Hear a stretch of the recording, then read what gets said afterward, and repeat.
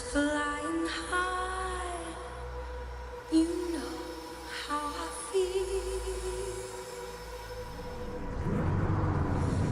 Sun in the sky, you know how I feel. Breeze drifting on by, you know how I feel. It's a new dawn, it's a new day, it's a new life.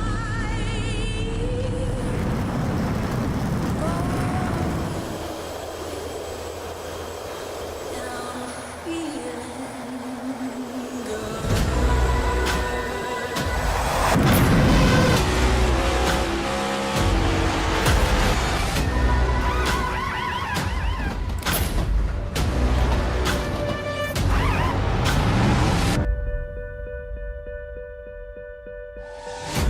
Fish in the sea, you know how I feel. River running free, you know how I feel. Blossom on a tree, you know how I feel. It's a new dawn, it's a new day, it's a new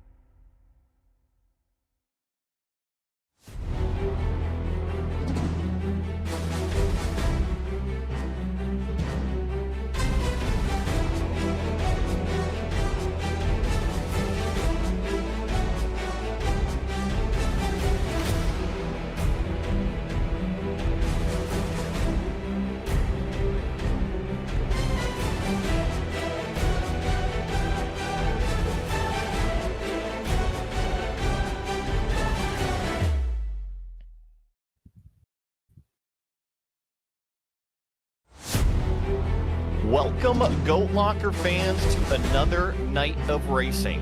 It's Friday evening, and that means it's time for the Veterans for Life Racing Truck Series. Tonight is the first Dash for Cash race, and what better track to put it on than the new Atlanta? A spicy flavor of super speedway drafting on the 1.5 miler. It's round number 3 of the 17 race championship, and you'll see all the action live here on V-Speed.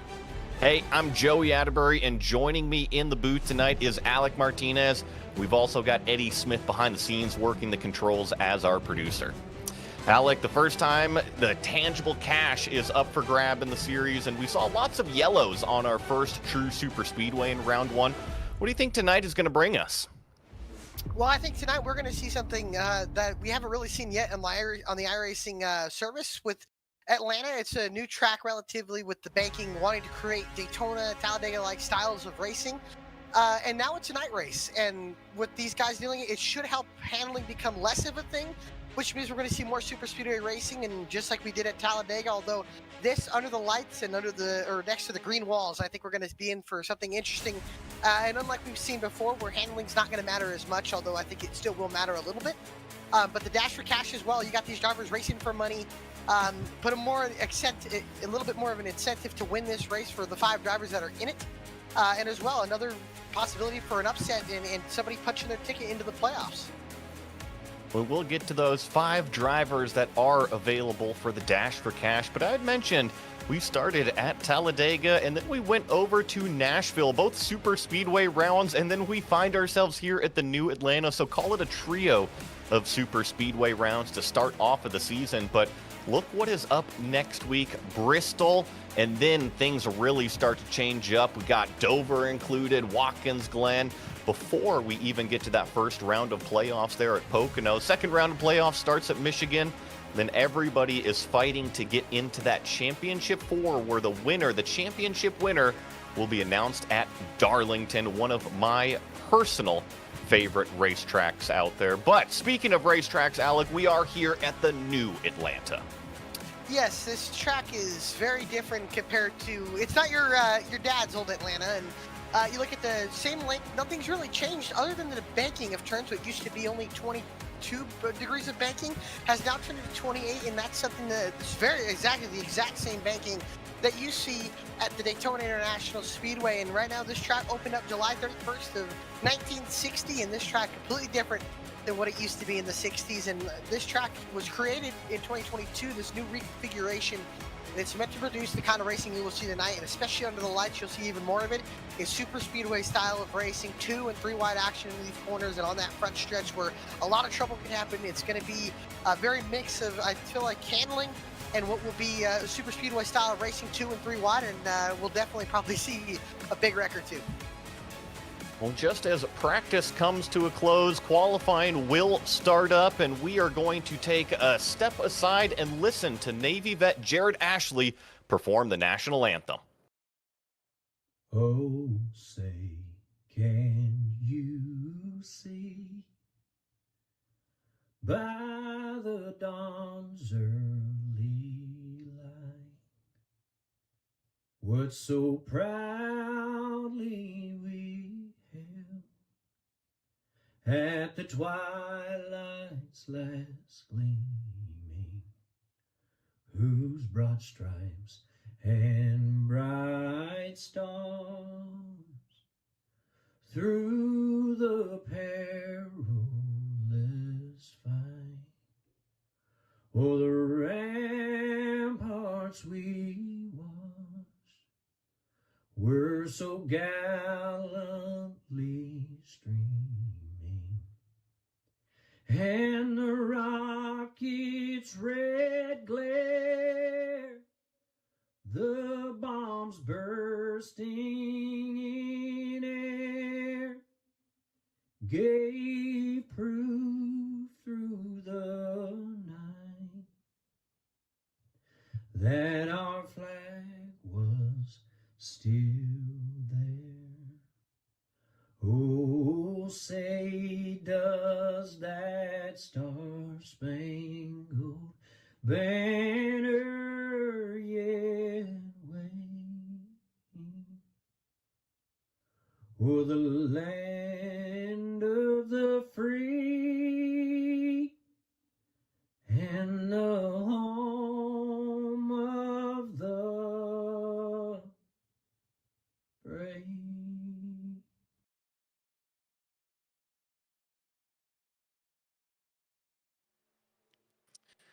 It's a beautiful national anthem there performed by Jared Ashley. And we do have the cars out there on the qualifying racetrack. They got 2 laps to go, put in their fastest time that will set the grid. And while these trucks are going around, we also have our vet spotlight for the night. That's Mike George. He's the driver of the number 29 here in the Truck Series. This is our latest spotlight. PFC Mike George. Mike served in the U.S. Army from 2006 to 2009 as a 240B gunner in the 173rd Airborne Brigade, 1st Battalion, 503rd Infantry Regiment in Vicenza, Italy. Mike has hit the ground running at GLR by taking on a leadership as an admin for the InVets Truck Series and Veterans for Life Foundation ARCA Series. We are glad to have him part of the Goat Locker Racing Series team, and we're going to be covering him quite a bit tonight. He made a big splash there in the opening round. I believe he was our pole sitter at Talladega Super Speedway to start off the season. And Alex, speaking of, here he is putting in his second and final qualifying time lap. and he'll go to second, a little bit off of what could have been sweeping so far super speedway polls, but looks like Michael Kostick has a pretty decent gap over there, about a couple hundredths there over the 29 of George and the 49 of Bontrager. So looks like Kostick, unless Timothy Stubblefield might have anything to say about it, but as we're on board with Stubblefield, this track is maybe shorter than the super speedways of Daytona and Talladega, but the qualifying still remains the same. You want to cut this track basically in half. The only thing that's different, though, is this front stretch and all the way down to the apron, cut under it, and make this track as short as possible. Stubblefield will come across the line and slot into the 13th place position. But yes, you want to have those left side tires right on that red and white line, and I want to say there is no passing below it once we get racing here and once we see all these trucks in a pack. So that'll be interesting to see. As we get everybody into a pack. I'm sure they've ran practice, but I think this night race just recently updated the Atlanta Motor Speedway in the night time. So will we see pit stops? That's another big thing too. If we can go green and see pit stops, this track, the pit road is not like it is currently in real life. It's coming off of turn 4, and that will definitely throw some guys into a loop if we get there later into a run, especially when tires start to matter too. I think no matter what, the radius of these corners are so tight that we're going to see tires matter if we get a long run. Only got about 25 seconds left in qualifying, and I think pretty much everybody has put in their time. So once it clicks over to the race session, we will have your official grid set up. And of course, that Jam Printing and Promotion Poll Award. And while we're waiting here, we had mentioned the Dash for Cash. Just a quick reminder, $60 up for grabs for 5 drivers. Those 5 drivers, Patrick Drabick, Jeremy Gardner, Charlie Harcum, Jesse Nekula, and Michael Kostick. So watch those drivers. They're going to be going for that $60. Last round at Nashville acted as that qualifying round, and here they are trying to get the cash for tonight. But speaking of your Jam Printing and Promotions Poll Award winner, it goes to the number 3 of Michael Kostick. Mike George, who we just highlighted, driving that number 29, is going to be joining him on the front row starting in second place. Craig Bontrager in the number 49 will be starting in third, with Scott Phelps next to him in fourth. Charlie Harcum on row number 3 with Jamie Mullins lined up next to him. Daniel Cunningham is going to be starting in 7th with Jonathan Cofield in 8th. Jake Ham in 9th, and Levi McCarty rounding out the top 10. And starting in row number 5 is going to be, row number 6 is Stephen McDonald and Jeremy Gardner, one of those Dash for Cash drivers, rolling off in the 12th position. James Kaufman rolls off with 13th, with Timothy Stubblefield rolling off in 14th. The Duke, David E. Duke will roll off in 15th, with James Goshen going to roll off in 16th. 17th will hold Charlie Phelps, with Logan Sturgeon rolling off to his outside in 18th. And row number 10 will have Howie V. Salvino and Jeremiah Holt. In 21st, we got Mike Browning. Next to him is going to be George Jewell in that number 36, starting in 22nd. Tyler Justice in 23rd. Cody McElwain in 24th. Jamie Barkis, 25th. Jake Ellingson hoping for some redemption after last week in 26th. Brandon Wallace, 27th. Patrick Drabick, 28th. That's last week's winner, going to be having to come from all the way in the back. And Matt Knights, the final of the 29 trucks that are going to be hitting the Atlanta Motor Speedway under the lights. And really, before we even get rolling here on the Pace Lap, there is something incredibly important that we want to bring up and make everyone aware. National Suicide Prevention Awareness Month is here in September. And mental awareness, struggles with PTSD, and veteran suicide are very real problems. Goat Locker Racing was founded on the principle of helping our nation's warriors and first responders through virtual racing, to give them an outlet to work through mental health issues or just the stress of the day, one veteran, one warrior, one lap at a time. Goat Locker Racing is truly something special. It's not just here on the virtual screen that we're watching these cars, these trucks, whatever they're racing going around every single week, but they do help people in the real world and some of the best people in our country. Yes, they do. And those that have protected and served our country as well, we thank them for their service and everything that they've given to sacrifice for our country and our freedom, to even be able to do this on a Friday night and have fun. And it's just such a great community that Goat Locker Racing has gotten, and it's awesome to see how awesome and how connected these guys are, and especially later when we highlight the sim award of who was gifted the sim. That's just awesome. So just a great league that we got going, and just awesome that what we have here, and it's so awesome to be able to cover this on Friday night. And man, we got a Friday night show under the lights here in Atlanta, and I'll tell you what, we got ourselves a heck of a race going to be brewing here, especially with the Dash for Cash racing here, guys. And no Steven Nicola, but it's going to be very interesting to see how these four will be able to battle it out. Here is 80 laps, 2 green, white checkered attempts, 100% fuel load with the Macones shop setup as the pace car will pull off. And we're about to go green here from the Atlanta Motor Speedway. Green flag is in the air from Barney, and Michael Kostek stands on the gas. It's the number 49 of Craig Bontrager that is already hooked up on the back bumper. But look at that blue and white 28. That's Charlie Harcum. That's another Dash for Cash winner. That low lane is definitely proving the fastest here in the acceleration phase. That 29 of Mike George is going nowhere on the back straightaway. Wasn't any hookup at all between the top 2 trucks on the outside lane, and now the top 3 trucks going to be single file until the outside of Mike George, who was on the outside with the help from Scott Phelps.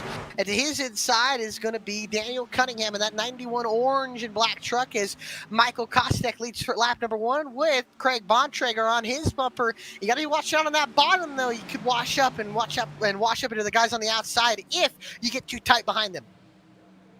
Now the 29 finally has a little bit of help, and they're actually running about 2/3 of the lane up, kind of in the middle of the racetrack here in 3 and 4, so they're not sucked all the way down onto that quarter panel of the inside lane. But you see 3 trucks, call it 4, on that top lane going all the way back to that number 24, that black and gold number 24 of Levi McCarty. But this is expecting what racing we have here at Atlanta. This is the new Atlanta. Remember, the super speedway version, so these trucks are going to be glued down to the ground. It's going to be all about who your buddy is. 185 miles an hour going into turn 3. As these trucks are hauling the mail, especially with nighttime conditions, more grip in the racetrack. And another thing to point out too, this is not the super speedway package. This is the intermediate package that we saw used last week at Nashville Super Speedway. They're running the same trucks, the same aerodynamics, same engine package, or not same engine package. The only thing that's different compared to the original trucks that they're running that we saw at Nashville is that they have the super speedway engine package in it that slows these trucks down, be able to run wide open run wide open in a pack and by themselves. I think the term you were looking for there is restrictor plate. Restrictor plate. My apologies. You got the tapered spacer in the Cup cars, then you got the restrictor plates in the Xfinity and trucks. Well, the top lane has made a little bit of a comeback charge. They were slow to accelerate on the initial green flag run there, but Mike George has had the help with the number 11. That's Scott Phelps there. That's the black truck that's pushing that top lane along. And I think as these laps have developed, the 29 truck is slowly getting a little bit more aggressive towards the bottom side of the racetrack. I do feel like the drafting games can be played here at Atlanta. However, with the trucks, typically that low lane is going to be the fastest lane, even drafting. Yes, it is. And I think one thing that George may be trying to do is side draft them, pull them back a little bit. But I think you got to also watch out when you pull down so hard. Watch Bontrager on the inch of the corner. Look at how much he slides up in the wake of the 3 truck. As tires begin to wear, you will see that wake, the dirty air really coming from the 3 truck start to affect everybody behind him. When you have clean air, you can run all wide open by yourselves, but handling, as tires wear, handling becomes more of an issue. You will see guys in this pack start to slip and slide around, lose the nose, lose the rear end of these trucks, and that's when trouble can come into the factor. There's our drivers all focused in as racing continues, and this action will begin to pick up as laps click off. Only 80 laps. This race will go by quick if we stay green.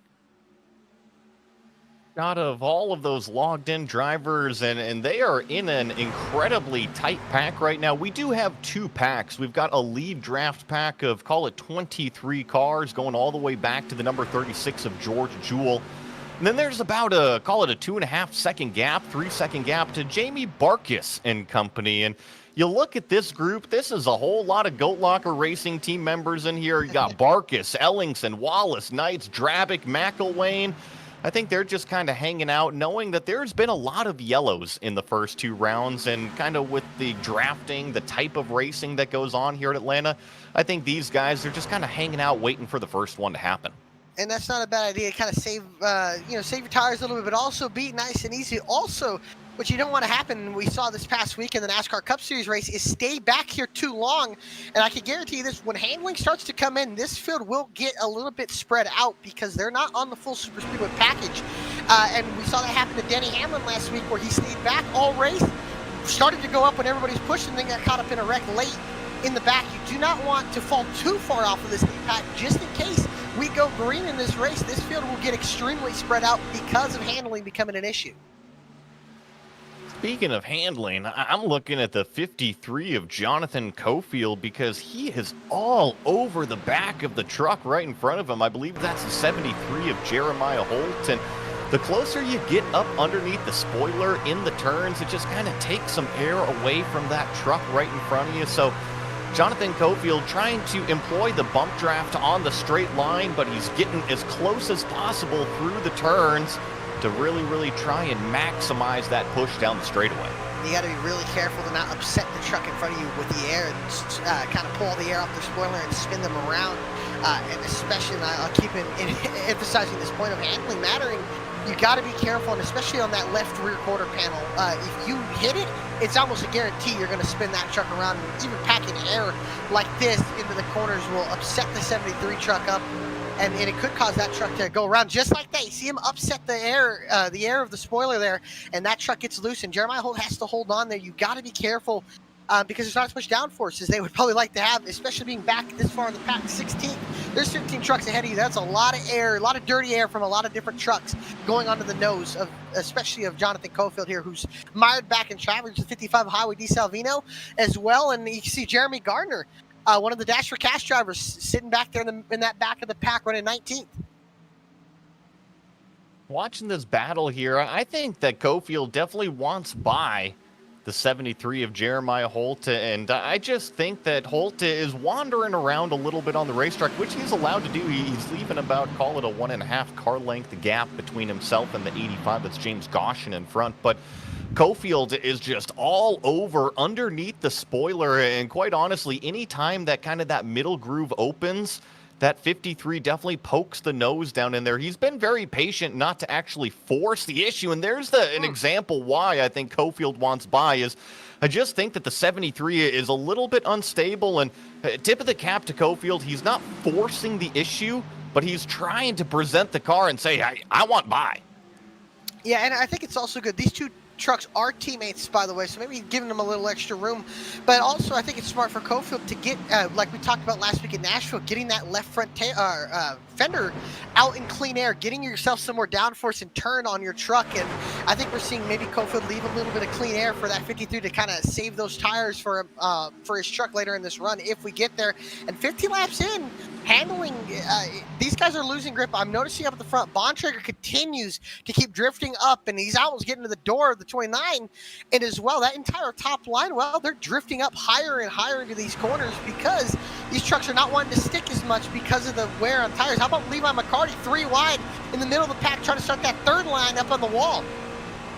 Yes, we do have 3 wide. That is, I believe, Jamie Mullins that's just stuck in the middle right here, and he wisely backs out of the sucker hole and gets back down onto that red and white painted line there. So we were 3 wide for just a moment, and I still think the closest action is Cofield trying to push along his teammate, his buddy Jeremiah Holt back there in the 73. But yeah, Jamie Mullins definitely had a little bit of a moment there as they were 3 wide. And throughout tonight's broadcast, we're definitely going to be mentioning some great partners here at Goat Locker Racing. The first, of course, the Veterans for Life Racing. They are the race team with the goal of fielding a truck next season in the NASCAR Craftsman Truck Series.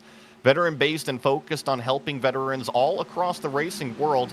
They are also heavily involved with many veteran nonprofits to raise awareness and funds.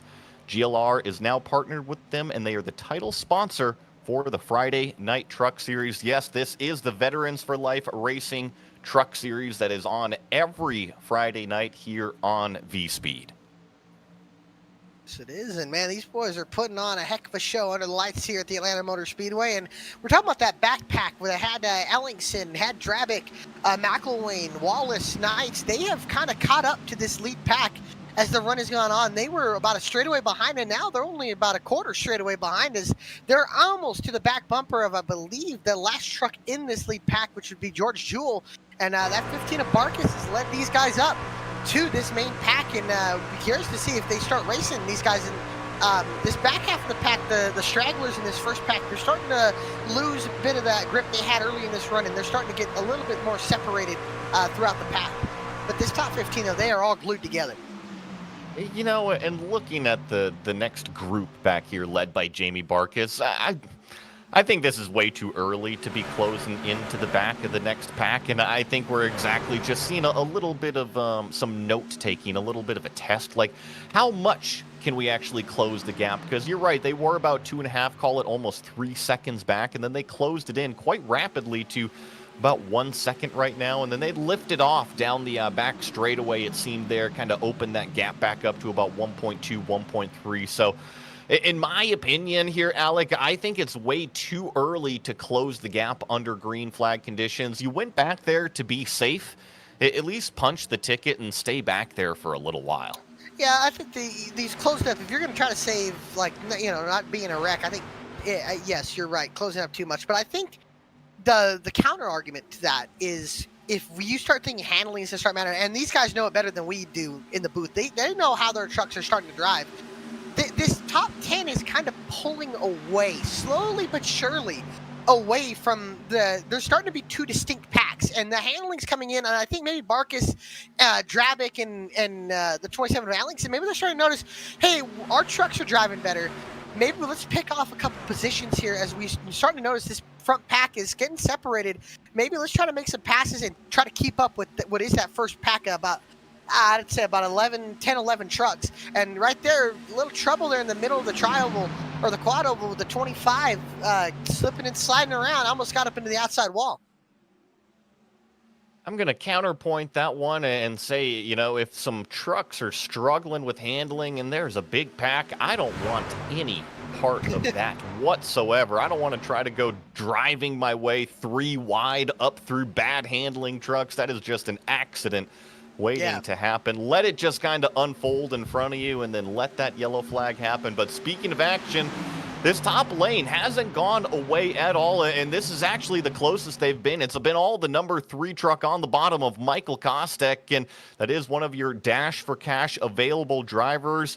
He started on the front row, your pole sitter. He's led every single lap so far, but that pesky top lane and Mike George, they aren't going anywhere. No, they aren't, and those guys, Phelps has been doing a great job. Keep giving George shoves down these straightaways. And in this quad oval really, and kind of push him up to the 3 truck. I think in the entries of the corners, the outside lane stays more intact, but down the back stretch, though, you see the 49 of Bontrager will close up to the back of Kostek and give him a shove. And right now, this front pack, and like I said, they're pulling away. They're about the top 10 trucks are side by side, 2 rows deep. And then you go back to about DiSalvino in the 55, we are getting extremely spread out in the back half of the pack because it is getting single file quick. Other than this front row, from back on DiSalvino back on, it's about 15 trucks of single file where you got these top 10 or so still gridlock side by side. But that 49, he is losing the nose behind the 3 a lot, and he's almost getting to the side of George. And you keep mentioning the handling of these trucks. I think the most unstable one towards the front of the field is that black and orange 49. That's Craig Bontrager. Definitely slid up wide there in turns number 1 and 2 this lap. And there you see just a little bit more instability there out of that low lane second truck there. And hopefully he can get it all under control there. And you just need consistency and stability, especially when you're towards the front of the pack. And that outside lane, they're also relying on that consistency, right? They are hoping that the truck is going to be painted on that red and white line because they want to drift all the way down. And just like you saw, the 28 of Charlie Harcum drifted up. The 11 was not expecting him to drift up, and there was almost contact. And right now, we might see this top lane start getting better and better because the radius of the corner is less than the guys on the bottom that are having not only to avoid the guys on the top, but they have to hold it down there. And now as these tires, we're almost 30 laps onto this set of tires. These corners, especially turns 3, look at how tight the entry of the corners. You can see Bontrager slide up the racetrack there, and these guys all sliding up the racetrack now. The handling is now, we are to the point where handling is going to start to matter. And I think we're seeing these guys, especially Kostek and George, can hold it wide open because they got clean air. But when you're tucked up right behind the 49, tucked up right behind the 3 truck into the corner, you see him lose the nose. You see him slide up because there's no clean air going to that nose. He is stuck in the dirty air, basically. Kostek's doing an excellent job here, and tip the cap to Scott Fels. Bontrager once again just drifts completely into the middle lane there, and turns number 3 and 4. I think that Feltz, as well as Mike George, has finally kind of been made aware of it. They're leaving a little bit of extra room, but oh man, the last handful of laps, this number 49 is just kind of a yellow waiting to happen.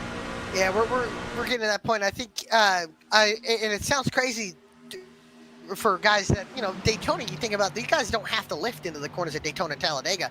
Here, as this run goes on, these tires where the leaders that are in clean air can stay flat out, but when you're behind a guy like the way Bontrager's behind Kostek, Feltz behind George, you need to lift off the gas a little bit, crack the throttle a little bit, and let the nose set into the corner, and that'll really help you at least be able to not slide up and almost get into the side of the 29 or the 11, but just lift, especially to turns 3 and 4. Sometimes you got to lift into the corner like that. Perfect execution from Bontrager, and he's able to suck back up on the straightaway and get to the back bumper of the 3. Oh my goodness, it spreads out. It fans out, potentially 3 wide there. And I want to mention another great partner here with Goat Locker Racing, and that's Jam Printing and Promotions. Since forming in 2013, Jam has contributed printing and promotional sponsorships to more than 60 local nonprofits, with a primary focus on organizations that assist veterans, women, and children. They have been with Goat Locker Racing since the very beginning.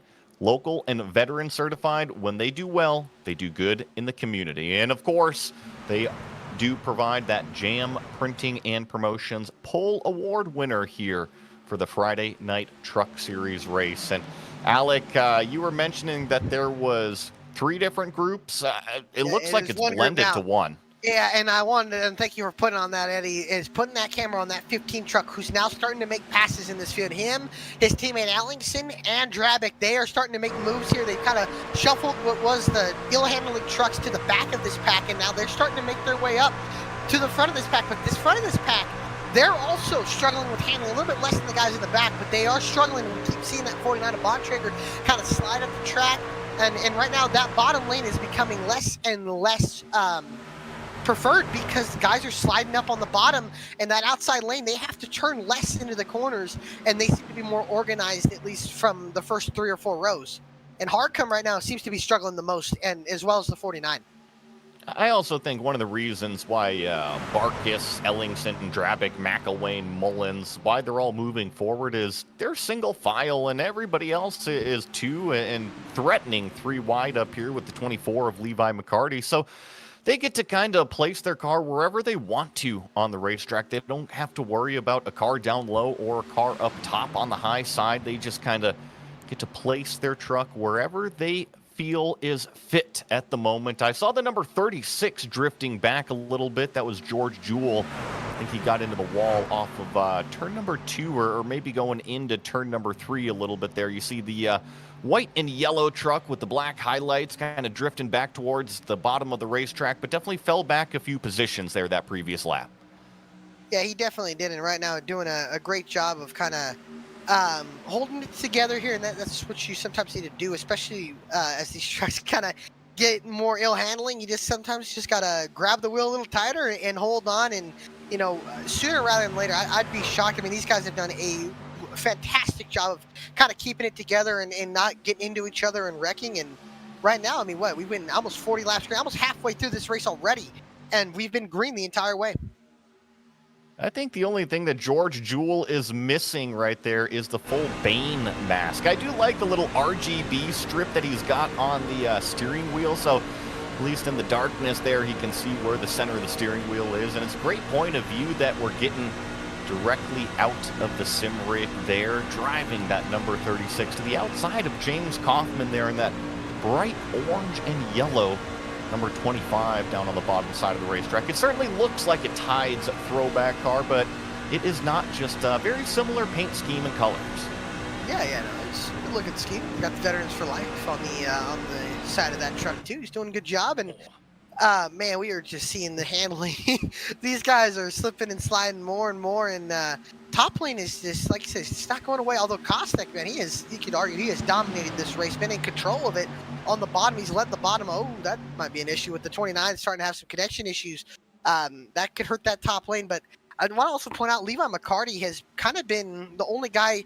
He kind of gets some clean air to the nose on the entry of the course. He sticks that nose of that 24 truck a little bit higher, runs a little bit higher into the corner, and then kind of swoops it down with a diamond line and gets back in line behind the 11, kind of carries the momentum up to him as these leaders pushing harder and harder. And these pushes, this racing's only going to get more and more intense as we just close in or about to finish this halfway mark.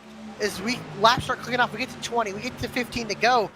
Don't be surprised if we start seeing 3-wide action, guys peeking their nose up to that third lane. As we go down the back straightaway one more time, it's nice to see the 49 has kind of calmed down at the front. He had a little bit of a wiggle there in turn number 3, so maybe not 100% underneath him at this moment, but he's definitely got that push under control going, at least into turns 1 and 2 compared to what we saw earlier, where just was really struggling to keep the truck on the bottom side of the racetrack, and now he seems to have that under control. Oh.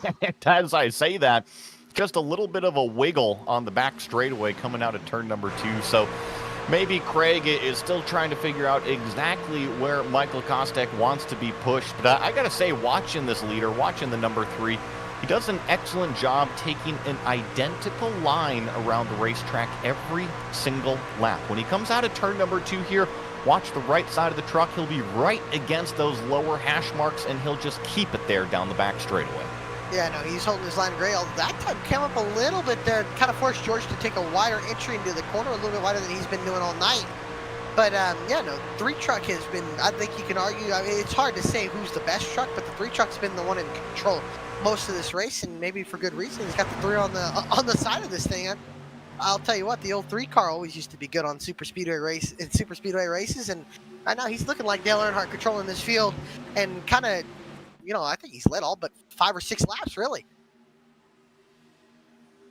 Lap 43 of 80 is what we're working on right here, and it has been all Michael Kostek on the bottom, one of your Dash for Cash available drivers. Don't forget about the rest of them: Jeremy Gardner, Charlie Harcum, Jesse Necula, and of course Patrick Drabick, last week's winner. There's a few of those drivers that have their work cut out for him, and check this out, the 29 is actually going to force his way down to the bottom. So the first time an open gap came up, looks like Mike George went to the bottom of the racetrack. Do you think McCarty's hit the wall, he's going to get hit and back down into traffic. That's going to check up a lot of them. Gardner just misses them, and that was the first real almost incident in this race. Everybody scatters, but no caution, and everybody keeps it clean and green, but almost what could have been a huge wreck there. And I wonder if we're going to start seeing these guys do anything about pitting here, because can they go 80 laps on field? Now we're all single file throughout this field, and somehow not a wreck. Yeah, definitely the 24 definitely got in trouble, and a great save up front there, but definitely changed the face of what it looks like, especially here, call it in the top 13, top 14. We've gone from 2x2 racing to now what is single file and working lap number 46. I mentioned that again because we're going to be coming up to pit stops here pretty soon. I would guess probably in the next, call it 10 to 15 laps or so. And if we stay under green flag conditions, that's a whole nother question mark. Have these drivers even practiced a green flag stop yet? And that is something that we really don't talk about when we come to Atlanta, but these guys have kept it so clean and green that it's going to have to be a topic of discussion right now because handling matters. Now the question is, do you go fuel only? Do you risk going 80 laps on these tires, or do you fill it up all the way, take 4 tires, give yourself that extra bit of grip for later in this race, have more maneuverability in these trucks? But you got to remember too how narrow this pit road is. 100% can have a wreck coming onto pit road because you have to, what are they running, about 180 miles an hour in the middle of the corners all the way to 45 miles an hour. That is a huge slowdown, and that can definitely cause an incident if somebody's not ready with how tight these corners are. There's still not a lot of room to run 3 wide, let alone you're going to have guys trying not to pit and guys trying to pit. That might change the complexion of this race if we get a wreck on a pit road. And if pit stops are clean and green, this field will not be all packed up. We might have a pack battling for the win of 3 or 4 trucks because of how different and how spread out this field could get with pit stops. Want to give a big thank you to the Veterans for Life Foundation. The goal for the Veterans for Life Foundation is to both revitalize communities and supporting military veterans and their families' successful transition back into civilian life. Through support services, counseling, and education, they provide permanent, affordable housing to veterans and their families. Big thank you to the Veterans for Life Foundation. So, coming up to cross over to lap number 50 right now. Still Michael Kostek leading the way. Your top 5 is Kostek, Bontrager, George, Harcum, and Cunningham in the number 91. But what has been a shifting landscape of 1-pack, 2-packs, 3-packs, it's all kind of blended back into one solid draft pack. Back there, Jamie Mullins in 24th is probably the biggest gap that I see. And when I talk about a big gap, it's only about 0.4 of a second, but visually, it's probably the biggest on the racetrack. Yeah, from what I could tell, it definitely is. But he's kind of just sitting around, probably waiting for these pit stops to happen. And I'll tell you what, the only guys on the outside lane, that's Duke on the outside. He's got Howie DiSalvino behind him and Jeremy Gardner as well. There's only 3 trucks on the outside lane where everybody else is running the bottom. And the guys on the outside lane are going to have to give a little more room to guys sliding up. But even with those 3, everybody being packed up, the stack-ups that happen on that bottom with the tight race, look at how much ground they're gaining. Duke and these 3 trucks, the 42, 55, and 78, they're coming to the front here. Definitely working together on the top side. And you remember that black and red 42, Jeremy Gardner, he already punched his ticket with the first win of the season at Talladega. So he's already made it into the playoffs. And looks like we are going to get a few pit stops. George. I think Mike George is down on the apron. And here's the stack up. Michael Kostek on the brakes and down crashing onto pit road. And Kostek is spinning around the 25s in the wall. McDonald hits the inside wall, and the dominant truck of the day is into the inside wall while the pack is pitting, and Kostek going to be eliminated with no caution. Yeah, and it was all that 49 truck of Craig Bontrager, as well as I believe it was David Duke, the 78, that just kind of came barreling into Michael Kostek. But the big thing here is we're showing the replay of the 3 trucks spinning around, making contact with the nose. We're still green right now. And they're wrecking again on the pit road. The 85 is around, and there's another truck in the grass. I cannot tell who that is, but I think the 85 for sure. And I think that was the 4 truck that had a little bit of an issue of Mike Browning, and these pit stops creating a whole lot of action. And now this field very spread out. The top 3, DiSalvino, Gardner, and Stubblefield, have pulled about a second and a half from the second part of that pack, which is Barkas and Drabick, and they continue to stay out on the racetrack. In this field now extremely spread out. Cofield, a couple guys allowed, only 11 trucks on the lead lap. They chose the right time to put that right foot to the floor and really accelerate away from the rest of the group. I feel like this is a great strategy because the first group crashed onto pit lane. The second group crashed onto pit lane. And here we go. Here comes the 55 hard on the brakes. Got to say, the 42, Jeremy Gardner, almost got into the back. And now we've got a yellow. They got to stay up. They're all going to get penalties. And now they're crashing. Drabick's in the inside wall. Certainly chaos here on Friday night under the lights and now we're going to get these cars stopping on pit lane here, going up on the jacks, getting their tires, fill it up with fuel, get back out on the racetrack. We're certainly going to get some replays of exactly why we got the full course yellow, but before we even get into that, what we're going to do is take a step aside real fast. And I keep mentioning that Goat Locker Racing helps people in real life. They do some great things. One person that they just really elevated, Josh Unger, Simrig giveaway winner. Let's check it out. Hey everybody, Patrick here with Goat Locker Racing. We got the truck loaded up, getting ready to head north up to Muncie, Indiana. About an hour and a half drive. Get this sim rig in the hands of Josh Unger, our newest veteran that has joined the Goat Locker Racing family. Can't wait to get it in his hands. Folks, we just pulled up, so let's get this thing delivered. Alrighty, that was a whole lot of fun. Got the sim rig dropped off to Josh. He's as excited as could be. Got to meet his two boys, his wife, and everything. He's gonna get everything set up and ready to race. So congratulations again, Josh. Welcome to the Goat Locker Racing family, and thanks to everybody that makes this happen. I want to give a special shout out to the Indiana Department of Veterans Affairs and the grant they gave us to make this happen. InVets, you guys are awesome. You are the ones that helped us identify this veteran and so many more. So stay tuned.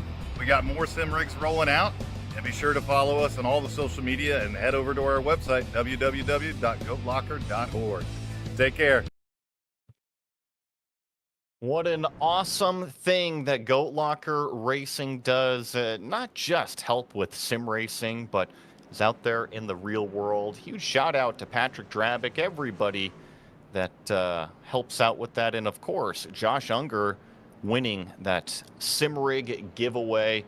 Pretty cool to have him be joining the ranks of the Goat Locker Racing guys and come out here and compete with us. We're trying to find exactly what caused this yellow flag. We had several incidents going on the racetrack at the same time that we covered under green flag for the most part. The first, call it pit group, crashed coming to pit road, but we stayed green. Second group crashed coming to pit road, but we stayed green.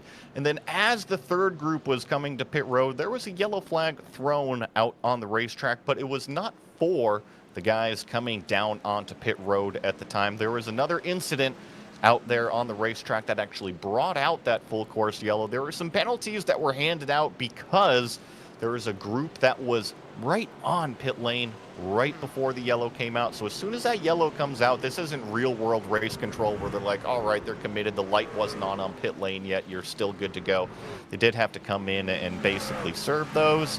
So we have a re-racked field, and we're going to be going green here this time by. Your leader is Brandon Wallace. Matt Knights in the number 64 is in second. Also have Jeremy Gardner, Patrick Drabick, and Howie DiSavino is going to be rounding out the top five. Yeah, and I think that caution and the two guys that stayed out during that pit cycle when the leaders crashed before the caution came out were Brandon Wallace and Matt Knights, and those two were laying in the back running 28th and 27th on the racetrack, and now they are 1 and 2, although the unfortunate thing for Matt Knights, he has nobody behind him. And that is going to hurt him. And how about Dasher Cash driver Jeremy Gardner, I believe is your leader in the Dasher Cash, but right behind him is Drabick. Pace car is off the racetrack.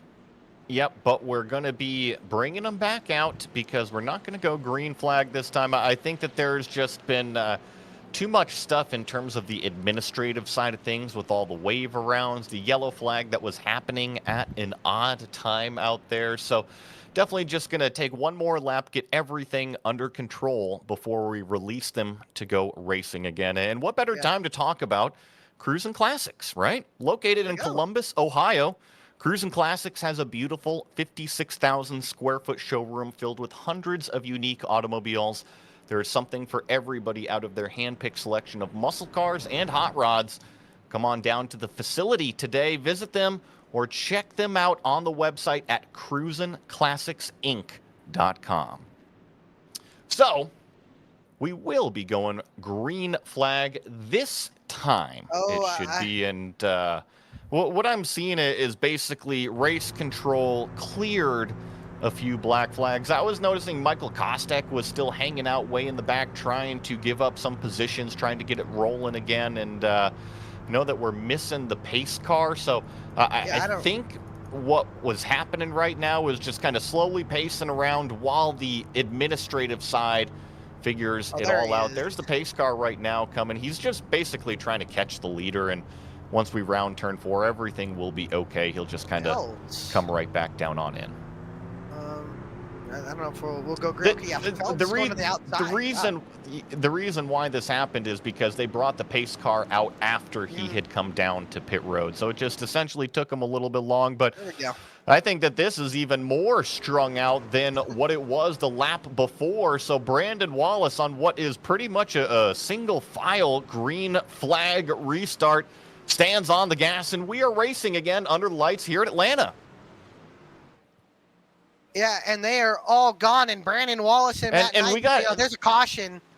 Yeah, this is a race control. That makes sense. Yeah. Yellow, and I mean the leader wasn't even accelerating there in turns 1 and 2, so not exactly sure what's going on here. I know they're trying to get the pacing figured out, but there's times that you can and can't give the commands, and I think just things are getting a little confused out on the racetrack. Yeah, and this is going to get us with the restart, probably under 20 to go. But now I think we'll have a double file restart. I think that's what they were trying to get. And now they'll get it. So now everybody is kind of getting back caught up to the pace car. Is now the caution in the field kind of come back to the caution car. But really a big shout out to Brandon Wallace and Matt Knights for noticing the caution. And when it came out that during the green flag pit cycle, to stay out and not get a penalty. And now both Wallace and Knights are first and second and have a chance to control this race and win. Although, with most of the field still in it, Scott Feltz is going to get the lucky dog if I'm seeing this right. And I think there's so much happening. Another thing to mention, Charlie Harcum and Michael Kostek, both drivers in the Dash for Cash, got speeding penalties coming to pit road. And those guys now are trapped a lot down. And especially for Kostek, who led most of this race, now sits 2 laps down in last place. Definitely an unfortunate turn for a few of those drivers, just the way the cycles happened out there on the racetrack. And also want to give another shout out to Hidden Wit Brewery. Hidden Wit Brewing Company was born from the desire to help you find a little escape from the world outside of the doors. Our focus from the beginning has always been to craft drinkable beers you love to enjoy. They are majority veteran owned and the title sponsor of the Tuesday Xfinity Series. Yeah, we're here with the Friday Night Truck Series, but Goat Locker Racing, they have several different series going on throughout the week. They got the Xfinity, the Next Gens, the trucks. They got all sorts of racing going on. So definitely, if you like what you're watching here, maybe even at Nasty's Restaurant Bar that we'll mention a little bit later, get yourself a sim rig, come on out and join the Goat Locker Racing guys. It's a great group, and enjoy some action on the virtual screen. But Alec, looks like we finally got him we're good. restacked. Kostek is still on the bottom of the racetrack trying to get it organized, but for the most part, everybody's in line. Yeah, we're all back to normal here to get this restart going. And for anybody wondering what those last cautions was, the first caution that came out during the pit cycle, I believe, was for everybody kind of slowing down, and it triggered something in the system to throw the caution. So if anybody's wondering what happened there, that is what happened with the first caution. That second caution was just to get guys back in order, back in line, so we could have a double file restart, which will be with 18 laps to go. And it's going to be Brandon Wallace and Matt Knights on the front row, and we're back underway. Stand on the gas is the mission for the number 99, and Jeremy Gardner, the first round winner, sits in second place right now, finds himself in a very convenient position at the front of this field towards the end of the race. The other one that I really see that has changed the landscape of how the beginning half of his race went is that 07 Patrick Drabick, last week's winner. He now finds himself in fourth. Yes, and this racing action is going to pick up. Can Wallace throw the right blocks? His stays to the bottom. Here comes Gardner to the outside with help from Howie D. Salvino. Drabick now comes up to the 99, gives him a shot into one, and now we're double file for the lead. Gardner, the Astra Cash driver, to the outside. Jeremy Gardner, with all the speed, is trying to ride the high side around. He's got the 55 of Howie D. Savino locked on that bumper. gives him a huge shove down the back straightaway, almost clears that 42, but now the 99 fights back through turns 3 and 4 on that low side. The 07 of Patrick Drabick, that creamsicle machine, he is second in line down low. He's the one providing those big old bumps to Brandon Wallace out front. Yes, he is, and he almost pushed him ahead there. Gardner now pinching down on the outside, pitching. Oh, Gardner gets turned. Wallace slides to the inside wall, and he slams it. No caution, and now they wreck. McCarty gets turned to the back, and now the back half of the field crashes into turn 3. Felt's involved. McCarty's around, and there's more trucks with damage. I believe the 36 of Jewel with heavy damage to the right front. This all started at the very front of the field. I think it was just a push that maybe gone wrong from Howie DiSavino to the 42, and it just looks like one of those physics pinballs. Boom! There goes Brandon Wallace off, and goodness. that's the end of his night. That track, it looked like such a promising night at the pit cycle. And then there's Levi McCarty around. Scott Feltz gets in it, just got the wave around. He spun to the inside wall, and Jeremy Gardner has heavy damage to the left front. You can see McCarty gets turned. Yeah, there's Jewel into the wall. I believe it's, was that Duke also getting up into the outside wall? Kostek involved. And, yeah, heavy damage there. And that looked just like another push. I don't know if that was a push gone wrong there at Kostek into pit road, but that looked like maybe a bad push there from the 55 of DiSalvino and putting him in the wall. Ooh, McCarty's truck goes around there. He's got some damage, but a heavy hit for Brandon Wallace. And like I said, their leader now, Jeremy Gardner, the leader in the Dash for Cash, he has heavy left front damage. And at a track where we're going flat out at now, that is a pretty deep. You can't even see the fender. It's pushed in that much on the left front tire. And that might put him at a severe speed and aerodynamic disadvantage. Well, you were mentioning David Duke and Levi McCarty and all these drivers that got caught up in it. Michael Kostek, remember, he was your pole sitter, the race leader through, call it, what was it, about 55 laps before we hit that yellow flag. And he just simply got ran over while slowing up for that wreck in front of him. We saw Brandon Wallace. I mean, that was at the front row. And then everybody else behind the number 3, the orange and black number 3, just, I think the term, Alec, is ARCA brakes. ARCA braking, where, yeah. you know, they just don't exist. And unfortunately, for Dash for Cash, Michael Kostek, pole sitter, race leader for the majority, he is now out on pit lane. Yeah, and I'm not sure who really got into him there on the back shot. It looked like maybe Duke. They kind of bottled up into was him, all really. of them. Yeah. That's tough. Then you see he's 4 laps now. He's about a lap down there. The wreck happens up front. Like you said, right here, he's running about 26th in line. The wreck happens right about here. You see guys start checking up here. And I don't know if maybe, yeah, 20. It's like a bunch of guys kind of ran it. Duke gets a McCarty into Duke, Feltz into McCarty, and they kind of just all run into the back of Kostek, who saw the wreck and slowing down. That's just unfortunate. I'm not going to put a full blame on David there, and it's hard for him to see. Oh, it's right not here. David's. Yeah, it's not nobody's David's fault really there. It's coming from behind David, Yeah. because he does get into the 3 car, but trust me, Levi McCarty gave him a giant shove. Yeah. And then also the 11 was back there as well. That didn't seem to have much brakes going on. Let's watch from the 24. We've got the lights out on the pace car, so we'll make this a quick one right here. And a little bit of a gap. There's a shove. There's another shove from the 11. So what that's called is an accordion effect. Yes, Think sir. about the musical instrument, an accordion, right? It spreads out and then it compresses back up. And that's exactly what happened. There was a big incident in front. Things started compressing, and the back end of the accordion basically met up with the front end and crushed everything in between. But going to be clicking over to lap 69. Nice. To start this green flag restart here. So that means 12 laps are going to be remaining here for the Truck Series to see who's going to be the next winner, round number 3 here. Let's see, Gardner's going to be at a disadvantage. I think that damage is going to affect him. I think if you're Stubblefield, how can you shuffle him out? Or will he be able to lead this Drabick? I think might be in a good position to go 2 in a row and get this Dash for Cash, though. DiSalvino on the outside, back green. As Barney waving the flag in front of now 25 trucks on the racetrack.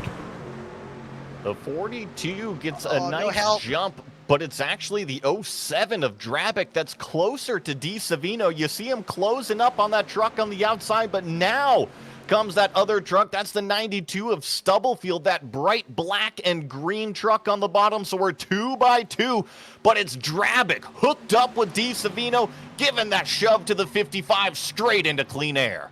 And now Howie DiSalvino using his NASCAR Xfinity Series experience to lead this field, as here comes Gardner looking to the inside. He'll back up, but here comes Drabic. A huge push from Jamie Barkis on the 15 truck to the outside. They stack up bottom lane.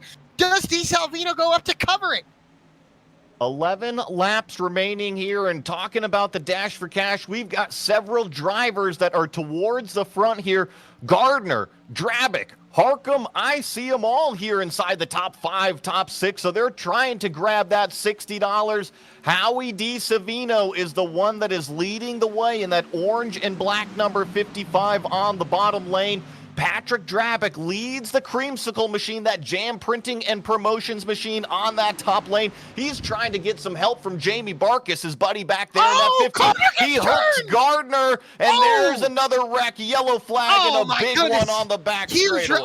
Upside down is the 27 of, oh my goodness, what a hit for the 27 truck. Ellingson up and over, and the 42 truck almost did a blowover in front of the field, and at least 15 to 20 trucks stacking up and crashing down the backstretch and involving both of the Dash for Cash drivers.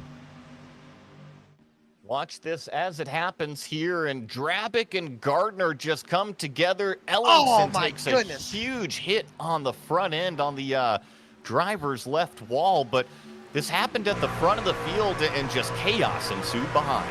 And they kind of both met up on the outside, the middle lane, and then the 42 gets light. Roof flap did not deploy, and then, oh my goodness, Jacob Ellingson slams the inside wall, does a one full roll over, and look at behind this, 15 trucks pile into the wreck. I mean, a big wreck down the backstretch, and especially happening it up at the front like that. Everybody almost did a great job of avoiding, but he's in it. I think George has heavy damage. Oh man, just a lot of trucks involved. Barkis, Mullins involved. I think I see, that's Cofield involved as well. The 85 is in it. A big wreck. I mean, look at all these trucks in it. The 91 also caught up in it. A whole bunch of trucks involved in this one. And now only the top 10 seem to be the trucks that weren't involved.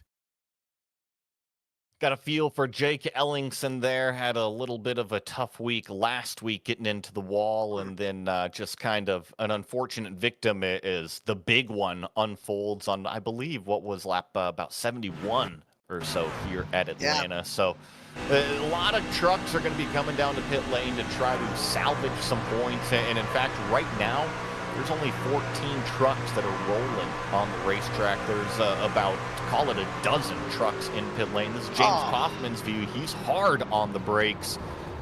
Wow, the 25 actually does a very good job to get slowed up, and then unfortunately hit a car that was kind of perpendicular on the racetrack, but he was hard on the brakes. A good job from that number 25, trying to slow down and avoid that incident. And isn't it amazing with now Drabic and Gardner with heavy damage? Drabic still on pit road getting that truck fixed. He might be out of the race. Charlie Harcum, who was a lap down and missed all of that, is now leading the Dash for Cash. And he's just not leading from surviving this carnage that we've had in the last 20 laps. And I think Drabic, they have the fender off of that truck. So I think he's going to lose another lap. So as long as Harcum doesn't wreck and get in a massive wreck, his other 4 Dash for Cash competitors are out of this race. I want to give a big shout out to another Goat Locker Racing Series partner, and that is InVets. InVets aids in transitioning to civilian life, focusing on job placement and finding the right community for veterans and their families to ensure their success and happiness. They are a veteran nonprofit in Indiana with the goal of bringing veterans to the state to live and work. They are the title sponsor of the Sunday Truck Series. And if y'all are wondering about the Dash for Cash out here, you don't have to win the race in order to get that $60. All you have to do is qualify from the previous round, which was at Nashville, round number 2, to qualify for the Dash for Cash round number 3 here at Atlanta. And as long as you are the top finishing driver of those available Dash for Cash drivers, you will get that $60. Alec, that sounds like a nice dinner out, maybe a couple drinks on hand with your buddies there at Nasty's Restaurant and Bar there in Ohio. That sounds pretty good, honestly. Get yourself a nice, maybe a hamburger or a cheeseburger, and nice cold one. That sounds pretty good. As this finish, well, we're gonna have about 6 laps to go with this restart, and with both of our winners being laps down and out of this race, we're about to go 3 for 3 for a new winner. Who will it be? DeSalvino? Will it be Stubblefield? Barkis? Knights? Can anybody in this top 5 or even in the top 10 upset them as we go back green and underway with 6 laps to go from Atlanta? Howie DeSavino with a great launch on the restart and has Jamie Barkis in that number 15 already hooked up. So Stubblefield went down to the bottom. Cody McElwain, we haven't mentioned that number 6 car much. Now he slides into the 4th place. Craig Bontrager in the 49 has arisen. He's back towards the front of the field, but it's all DeSavino at the front. And here comes Stubblefield to the outside with no help. Now Knights will get to the back bumper of him. The energy of this pack much less because less trucks in it. Barkis goes to the outside. DeSalvino goes to cover. And here comes Stubblefield to the outside. The Stub Nation truck goes with a push for the 64 of Knights. Can he get up to second and get next to Barkis? Now he does. And here he comes on DeSalvino for the lead. The 64 a little unstable, and now Barkis drifts up the racetrack there, entering turn number 3. Thankfully, Stubblefield was able to kind of adapt his line, and now we're coming to 4 laps remaining here at Atlanta. I saw McElwain thought about making it 3 wide underneath the Barkis. He said, nope, not the time quite yet. Maybe save that one for the last lap. That 64 is giving big shoves to the 92 of Stubblefield, and he's almost turning him around. 4 laps to go. DeSalvino still ahead of the field, has the field in check, side by side behind him. Can't he control both the lanes? 3 laps to go from Atlanta. Here comes Stubblefield and Barkis with the run. DeSavino is doing a very nice job to just kind of occupy the bottom lane, and I don't think that Stubblefield has got the truck underneath him to make a run. I know we've been watching the 64 really give aggressive pushes. That's Matt Knights, but I look at the right rear of Stub Nation, and he's got damage on that truck, and while it might be handling okay, it's going to affect the top speed. Yes, it is. It's affecting him. There's 3 wide behind them. Harcum, then looks like the 26 of Sturgeon in the middle with the 25 of Kaufman on the bottom. 2 laps to go from Atlanta Motor Speedway. Stubblefield now pulls to the outside with help from Knights on DeSalvino. It's side by side, gridlock for the lead. Does Knights go to make a move? Contact on the bottom. Barkis gets knocked sideways. Stubblefield fights on the outside once again. 3 wide behind, coming to the white flag in Atlanta. Yeah, Matt Knight's really giving those aggressive pushes. I think I see the 26 of Logan Sturgeon forced at 3 wide. He's the truck in the middle, and we've got 1 lap to go here at Atlanta. Logan Sturgeon really forcing his way up through, almost makes contact with that number 3 painted truck, but it's Howie DeSavino with the push from Jamie Barkis behind. Matt Knights is doing everything to try to push Timothy Stubblefield to a win, but let's see who's going to get to the start-finish line first. Is it going to be the low lane? Yes, it will be Howie DeSavino claiming win number 3 at round number 3. Knights hard into the outside wall as they crash, but Howie DeSalvino barely going to win over Timothy Stubblefield. What a finish from Atlanta. What a win for Howie DeSalvino.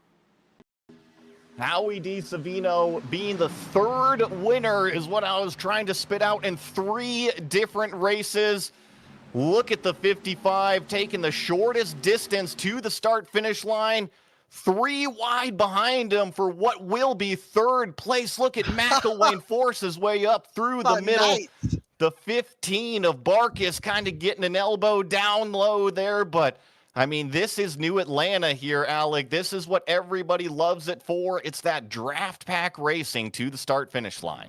Yes, it is. And how about Matt Knight somehow getting 3rd out of all that carnage? Ended up hard on the wall, but none other than Howie DeSalvino gets the win and punches his ticket into the playoffs, and Charlie Harcum is going to come away with the winning the Dash for Cash prize here tonight. But man, oh man, what a race here from Atlanta. Put on a great show. As the winner celebrates, I hope everybody is celebrating over there at Nasty's Restaurant and Bar as well. If you haven't ever visited, make sure to go out. Opened in March of 2012 in Hilliard, Ohio. From the get-go, they aim to embody the energy and passion their sons, Nathan and John, poured into their dreams. Nathan's commitment to hospitality ensured that every guest received exceptional food and service. They're the co-sponsors of Wednesday's Next Gen series. They have hosted numerous fundraisers in their establishment with the goal of raising funds to donate the sim rig to a deserving veteran or first responder. Definitely a huge shout out there to Nasty's Restaurant and Bar. Hope to see some more races up on the TVs over there in Ohio. And now we've got our official results. Howie DiSavino claiming win here in round number 3. Timothy Stubblefield only 1/100th of a second back in second place there. Then it gets really busy. Matt Knight's third, Jamie Barkis there in fourth, Cody McElwain in fifth, Jake Ham in sixth, Logan Sturgeon seventh, Chuck Phelps in eighth. Good run for Chuck Phelps there to finish in eighth. Craig Bontrager ninth, Charlie Harcum finishing in 10th. And Harcum with that 10th place finish will in fact get the Dash for Cash prize. How about Daniel Cunningham in 11th, Levi McCarty in 12th, James Kaufman in 13th, Tyler Justice in 14th, Jamie Mullins comes home 15th, and Mike George, our highlight driver of the night, comes home in 16th. 17th was the 36 of George Jewell, 18th James Goshen, Stephen McDonald comes home in 19th, and Mike Browning rounds out the top 20. Across the page into 21st was Jeremiah Holt, unfortunately 1 lap down. Jonathan Cofield in the 53 is going to finish in 22nd. Scott Phelps in 23rd. Jeremy Gardner in 24th. And then the rest just unfortunately did not finish today's race. That includes Jake Ellingson, Patrick Drabick, David Duke, Brandon Wallace, and Michael Kostek. So, Alec, I think that we are just going to be bringing in some winners, some seconds and thirds, and it looks like Howie is already joining us here in the booth. How was it from your point of view? Congratulations on winning in Atlanta. Yeah, thank you so much. It was awesome. We definitely started in the back, but we made our way up. Got to give it out to all the guys in here that make it happen. Definitely was a good time. So, Howie, this is the first time you found victory lane in the Truck Series this season, at least. Does it change how you prepare for the rest of the season, or are you just kind of doing the same thing? Yeah, our teammates, we are all good when it comes to preparing for this, and just with that being said, we're gonna definitely prepare more to get some more wins for our team. So, speaking of preparation, we've had 3 super speedways, call it. I know not technically super speedways, but they're all super speedway in the name. But next week, Bristol, totally different style of racetrack. I know your real world prowess, you should be totally comfortable there, but how do you feel the racing is going to be? I really don't know. With these type of setups, we're pretty hooked up, and I really feel like that, next week is going to be a noticeable difference. Bristol's tight. I've been there in real life, and it is still a tight track there as well. So, just with that being said, we just got to really watch out where other drivers are, and we got to be careful when we're side by side. The runs are usually generated on top, so. They'll be coming up quick, so we're definitely going to be racing it differently. But I do think that we might have a few more cautions next week just due to it being such a short track. Well, Howie, it's awesome to have you out here participating with Goat Locker Racing. It's just great to have you doing this entire series. So thank you for coming out and racing with us. Is there anybody that you want to give a shout out to? Yeah, absolutely. Patrick for, letting me be here. Jamie Perkins with Goat Locker Racing and Veterans for Life Foundation. The Hidden Wit, which is on my hood, really, really proud to put them in victory lane. Just Travis Mills Foundation, everyone, that makes this possible. So thank you for having me here, and can't wait to be on here next week. Well, that was our winner. Howie DiSavino punches his ticket into the playoffs with a win at Atlanta. The next up is second place, Timothy Stubblefield, standing by with Alec. Yes, sir. Timothy, you got a copy, buddy? Yes, I do. Well, man, you come home second, just shy by a couple hundredths of a second over Howie DeSavio. Buddy, you had a great push up from Matt Nice behind. What more did you maybe need to get Howie at the line? Man, I don't know. I think if 64 probably gave me more of a bump, I probably could have got it. I think 2 to go. I was like, if he does this again, I should get him that last lap. If I can side drive him pretty good, maybe. But if that line's probably about 100 feet more down the track, I probably could have got it. But For sure, I know, just close, but a great top 3 nonetheless. And next week now, the focus goes from super speedway racing to the short track, the last great Coliseum at Bristol. How do you feel about going out there and attacking that racetrack and trying to maybe get another top 5 or top 3? oh man, a lot of practice. I'm gonna put some practice in this week and this weekend, and hope and avoid the wrecks out there too, because I know somebody spins out, it can take out half the field, just like it can here in a heartbeat. For sure, and it is. And for tonight's run, you get a top 3, once again, second place finish, led a lap, started 14th, and come home with second place here, buddy. Is there anybody you want to give a shout out to here for tonight's performance? Definitely the sponsors of the league. B Speed, the broadcasters and everything. I know y'all put on a good show. McConey, they gave us a hell of a setup, fast setup. Lincoln Tech, definitely for the sponsor, and definitely the my family friends that watch these every week, every night, pretty much. I do this every night, and my sponsors, Barber Company and all that, hopping on board, and DEP Graphics are hooking me up with this slick graphic decal. For sure, man. Well, we appreciate your time, Timothy, and again, congratulations on the second place finish, and we'll hopefully be talking to you once again next week at Bristol. Yes, sir. I hope so. See ya. All right. Thank you, brother. Well, that was your second place finisher, and that brings in our final driver of the night. Matt Knights was the one who pushed Stubblefield to that second place. Congrats on the third place finish here at Atlanta. I appreciate it, fellas. So, from your point of view, what is that like coming to the checkered flag? You really can't see out your front windshield because you got a truck literally in your lap. Tell us, what is that like trying to win it? You're looking out the 2 corners. I don't know if you guys are old enough to remember, but trucks used to have a little triangular shaped window right in front of your primary window on your sides. That's where you're looking on both sides, and you're just trying to where's the wall and where's the truck on the other side of me, and do I have any room? Do I have any room? And the hole just didn't open, and but that's okay. We were just kind of beating on that back bumper of Timmy there the whole time as best we could without turning him. So nerve-wracking, yeah, a little bit, but a whole lot of fun too. I mean, that's what super speedway racing is, right? It's always nerve-wracking. The heart rate is always up. But did you ever feel like between you and Tim that you had a chance at really pushing by that low lane? Were you guys on the radio together trying to coordinate that timing?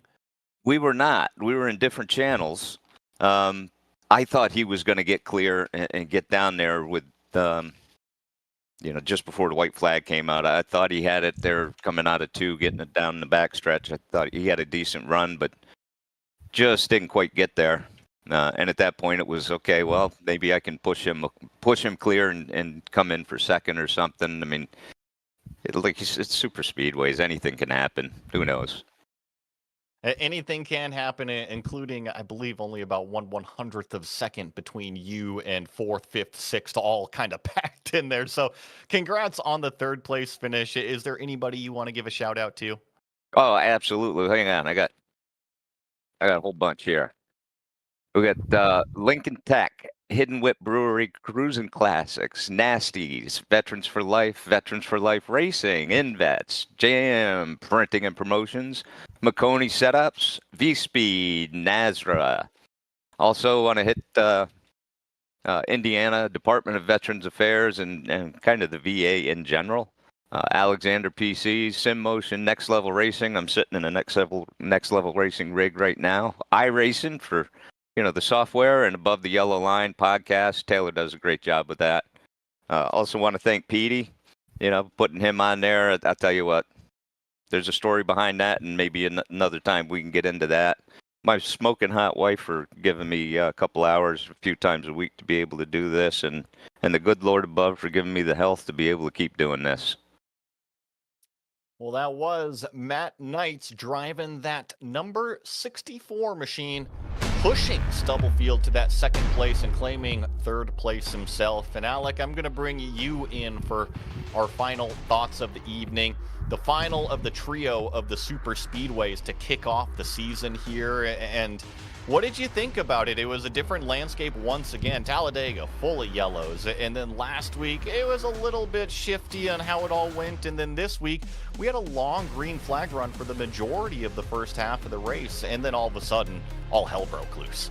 Basically, yeah. I mean, we had a crazy race. I think today was a lot crazy, but a little more tamed crazy. And man, we were treated to an awesome show tonight. Great racing all around with the handling mattering later in the run, pit stops, and then the finish, side-by-side finish line between DiSalvino and Stubblefield. And just great racing. A lot of underdog stories in this race. And Charlie Harcum winning the Dash for Cash. It's great for him and a good confidence boost into Bristol next week. I unfortunately won't be able to be there with you, but I'll be watching and looking forward to the rest of the season and really what happens and the great racing that we're going to be able to see, especially on short tracks. And now we're getting into the bread and butter of the trucks and the short tracks and the mile and a halves here. The super speedways are done for a while, and I'm really looking forward to seeing how this next few races are going to play out and what all happens.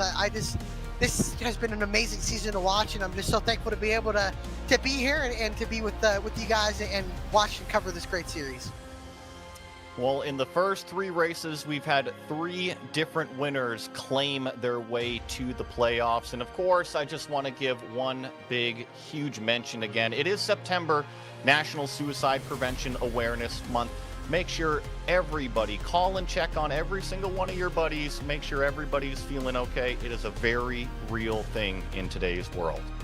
Next race, like you heard Alex saying, Bristol next week, Friday, September 20th, the same exact time, 8:30 p.m. Eastern, here on the V-Speed YouTube channel and the Goat Locker Racing Facebook page.